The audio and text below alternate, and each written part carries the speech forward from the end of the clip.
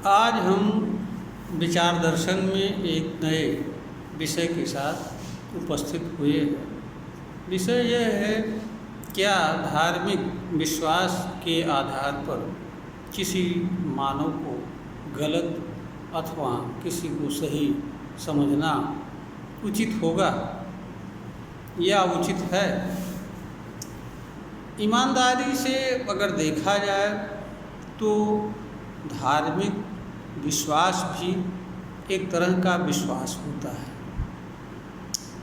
सामान्य विश्वास एवं धार्मिक विश्वास में फ़र्क ये होता है कि सामान्य विश्वास में मानव किसी चीज़ के संबंध में विश्वास तब करता है जब उसको किसी तरह की जानकारी होती है अथवा स्वयं के अनुभव अथवा ज्ञान से किसी चीज़ के होने या न होने के संदर्भ में उसे निश्चित रहता है, तो वह विश्वास करता है कि अमुक चीज़ हो सकती है अथवा नहीं हो सकती है। जहाँ तक धार्मिक विश्वास का मामला है, इसमें व्यक्ति को विश्वास की वास्तविकता का पता नहीं होता है।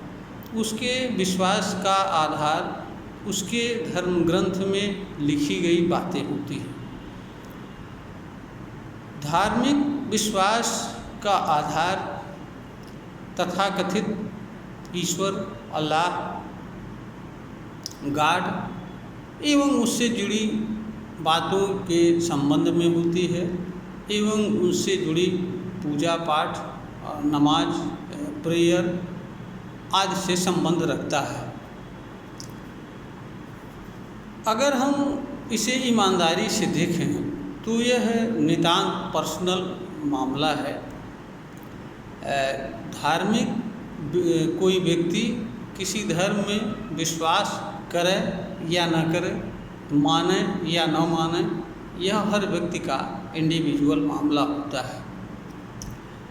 इसके लिए किसी को ना तो फोर्स किया जा सकता है, न दबाव बनाया जा सकता है और ना ही इसके आधार पर किसी को गलत समझना उचित होगा।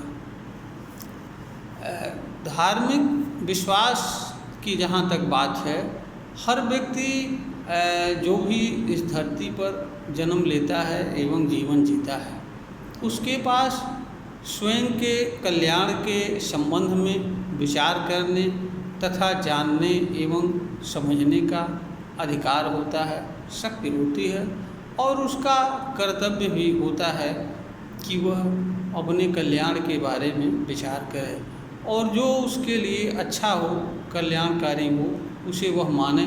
इसमें किसी को कोई आपत्ति नहीं होनी चाहिए। अगर किसी के कार्य से किसी को किसी तरह का कोई तकलीफ़ नहीं हो रहा है, नुकसान नहीं हो रहा है, तो किसी को आपत्ति करने का कोई अधिकार नहीं बनता है क्योंकि हर व्यक्ति को उस सीमा तक आज़ादी होना ही चाहिए और होता है जहाँ तक उसके क्रियाकलाप से किसी दूसरे को किसी तरह की पीड़ा एवं हानि नहीं होती है तथा किसी दूसरे व्यक्ति के अधिकारों का अतिक्रमण नहीं होता है, उल्लंघन नहीं होता है। तभी हम सभ्य एवं शांतिपूर्ण समाज की परिकल्पना कर सकते हैं, स्थापना कर सकते हैं। अन्यथा एक व्यक्ति दूसरे के अधिकारों में अतिक्रमण करता हुआ हमेशा नज़र आएगा और हम यह तय कर पाने में असफल होंगे कि वास्तव में उचित क्या है और अनुचित क्या है।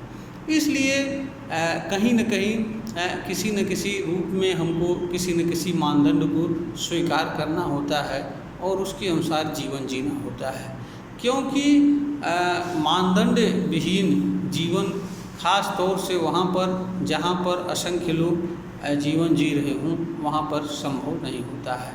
हाँ, कोई व्यक्ति अकेला अगर रह रहा है तो किसी मानदंड की आवश्यकता नहीं होती है, वह जैसा भी रहे।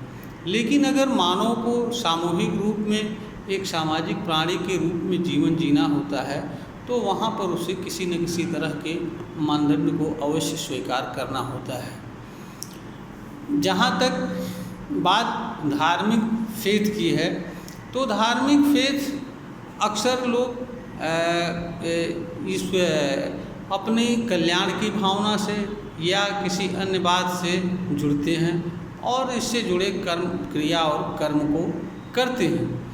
तो किसी भी धर्म में विश्वास करना एवं उससे जुड़े क्रिया एवं कर्म को करना कानूनी रूप से, संवैधानिक रूप से और मानवीय रूप से गलत नहीं है, चाहे वो किसी भी तरह का हो, चाहे वो ईश्वर के किसी भी स्वरूप का पूजा पाठ करता हो या कुछ भी करता हो। किंतु जो व्यक्ति न करता हो उसे गलत समझना और तथा किसी धार्मिक मान्यता में विश्वास न रखने वाले या उससे सहमत न रहने वाले को गलत समझना अथवा दूसरी धार्मिक मान्यता वालों को गलत समझना, यह अनुचित है। इसका जो कारण जन्म लेता है वह धर्मों में बताई गई बातें भी होती हैं, क्योंकि हर ईश्वरवादी जो भी धर्म ग्रंथ हैं वह इनमें विश्वास न करने वालों को काफिर, विधर्मी, पापी, भटका हुआ आदि अनेक तरह के शब्दों का प्रयोग करते हैं, जिनके कारण लोगों को यह लगता है कि वास्तव में ऐसे लोग हैं और इनके प्रति हमें गलत धारणा क्यों रखनी चाहिए, क्योंकि ये गलत है। वास्तव में पुस्तक का आशय यह नहीं होता है। पुस्तक मनुष्य के किसी स्वरूप का या उसके किसी अवस्था का वर्णन करना होता है और बताना होता है कि यह व्यक्ति गलत है अथवा यह सही व्यक्ति है। वहाँ कर्म से संबंध होता है, क्योंकि पुस्तकें व्यक्ति को बताने का, गलत सही बताने का कार्य नहीं करती हैं, अपितु व्यक्ति द्वारा किए जाने वाले कर्मों का वर्णन करती हैं और यह बताने का प्रयास करती हैं कि अमुक कर्म करने वाला व्यक्ति अमुक होता है और अमुक कर्म करने वाला अमुक व्यक्ति होता है। तो इसका तात्पर्य यह नहीं होता है कि व्यक्ति गलत होता है, इसका अर्थ यह नहीं होता है, क्योंकि कोई भी व्यक्ति गलत एवं सही बन करके जन्म नहीं लेता है। वह गलत एवं सही जो भी बनता है वह सामाजिक मानदंड के अनुसार अथवा किसी ऐसे कर्म के अनुसार जिससे दूसरों को पीड़ा या दुख होता है और कुछ कर्म से दूसरों का एवं स्वयं का कल्याण होता है। तो सही गलत जो भी चीज़ें बताई जाती हैं, धार्मिक, अधार्मिक, इन चीज़ों का उद्देश्य मनुष्य को उन चीज़ों को बताना होता है जिनको मनुष्य को करना चाहिए और जिनको मनुष्य को नहीं करना चाहिए। उनका आशय, उद्देश्य यह किसी मनुष्य को गलत साबित करना और किसी मनुष्य को सही साबित करना यह नहीं होता है।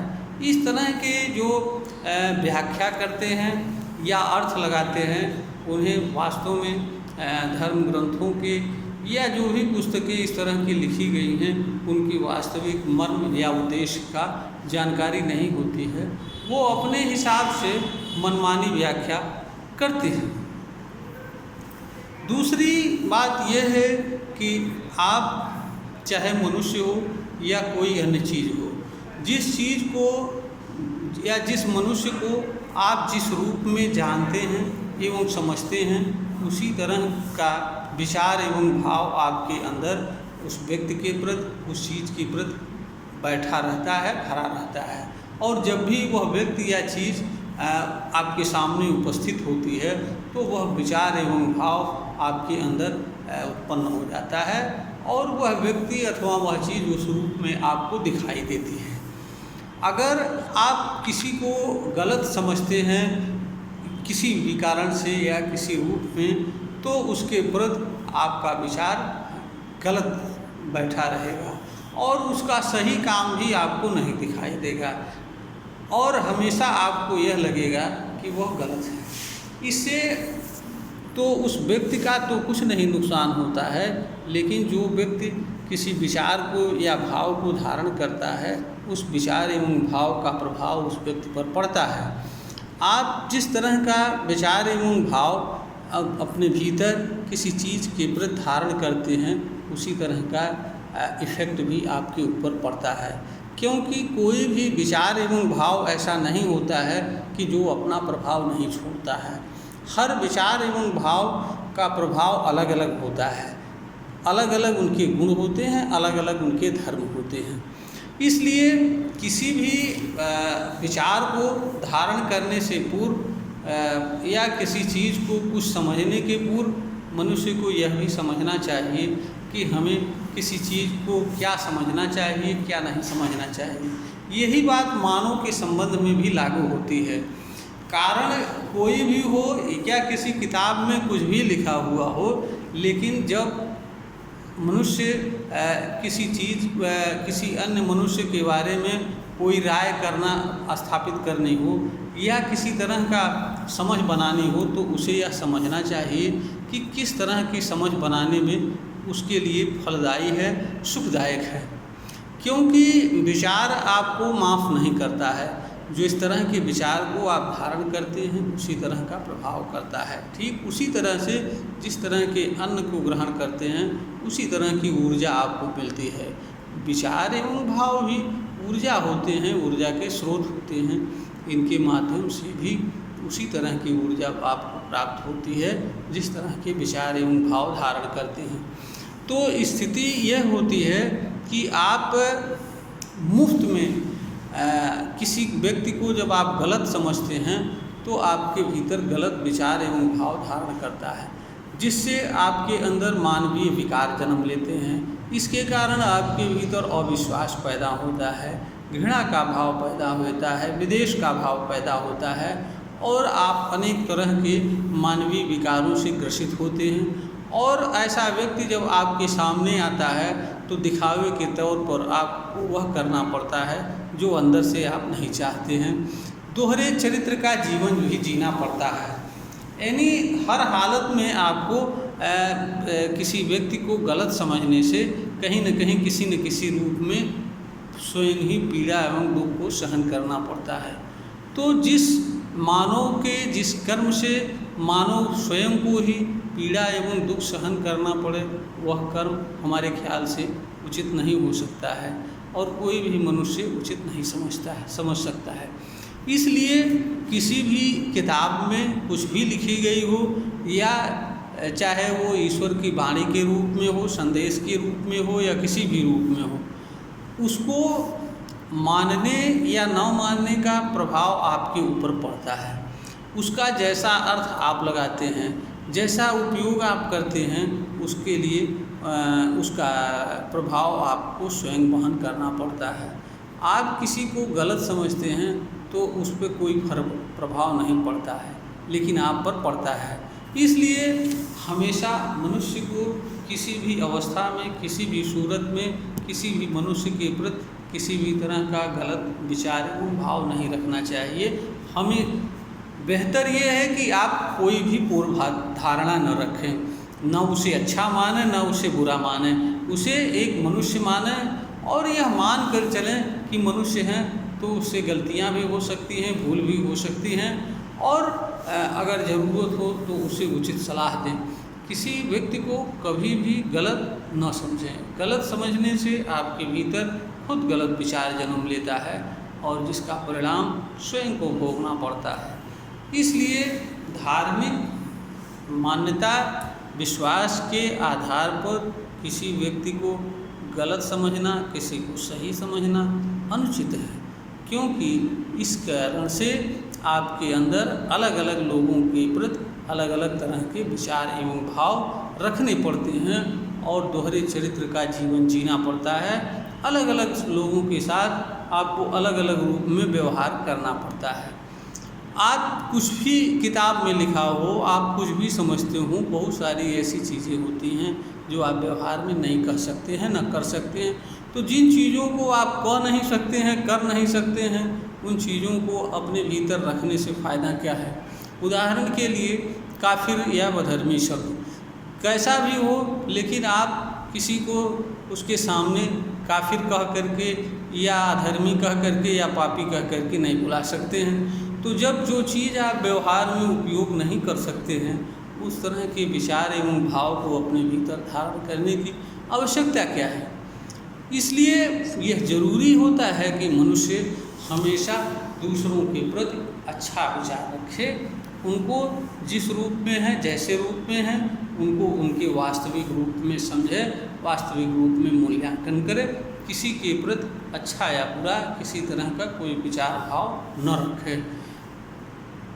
जैसा मनुष्य व्यवहार करे, कर्म करे, उसके अनुसार आप उसके साथ कर्म करें, व्यवहार करें। यही न कि किसी ग्रंथ में या पुस्तक में या किसी के द्वारा बताई गई बात के आधार पर किसी मनुष्य के प्रति किसी तरह का विचार एवं भाव रखें तथा उस तरह का व्यवहार करें, क्योंकि इससे नुकसान हमेशा किसी विचार को धारण करने वाले का और किसी तरह का कर्म करने वाले का फायदा या नुकसान होता है, किसी दूसरे का नहीं होता है। दूसरे का तब होता है जब आप किसी गलत विचार के संबंध में कोई बाह्य कर्म करते हैं और वह कर्म उस व्यक्ति तक पहुंचता है प्रभाव, अन्यथा कोई प्रभाव नहीं पड़ता है। इसलिए हर मनुष्य के लिए यह आवश्यक होता है कि वह किसी भी आधार पर, चाहे वो धार्मिक विश्वास हो या कोई अन्य कारण हो, किसी भी आधार पर किसी भी मनुष्य के प्रति अपने भीतर किसी भी तरह का गलत विचार एवं भाव न तो धारण करे और न इस संबंध में किसी तरह की राय कायम करे और न इससे जुड़े किसी तरह के कर्म को करने के बारे में विचार करे, न सोचे और न ही बाह्य जगत में इस तरह का कोई कार्य करे, क्योंकि ऐसा करने से नुकसान हमारा ही होता है। तो जिस कार्य को करने से या जिस विचार को धारण करने से स्वयं का नुकसान हो, वह काम करना या उस विचार या भाव को धारण करना समझदारी नहीं हो सकती है। यह अज्ञान का विषय है और अज्ञान से हमेशा मनुष्य को दूर रहना चाहिए, क्योंकि अज्ञान पीड़ा एवं दुख के सिवाय और कुछ नहीं देता है। यह वीडियो ज्ञानवर्धन हेतु बनाई गई है, प्रेषित की जा रही है। श्रोता को अगर ज्ञानवर्धन के योग्य प्रतीत होता है तो इसे लाइक करें, शेयर करें और सब्सक्राइब करें।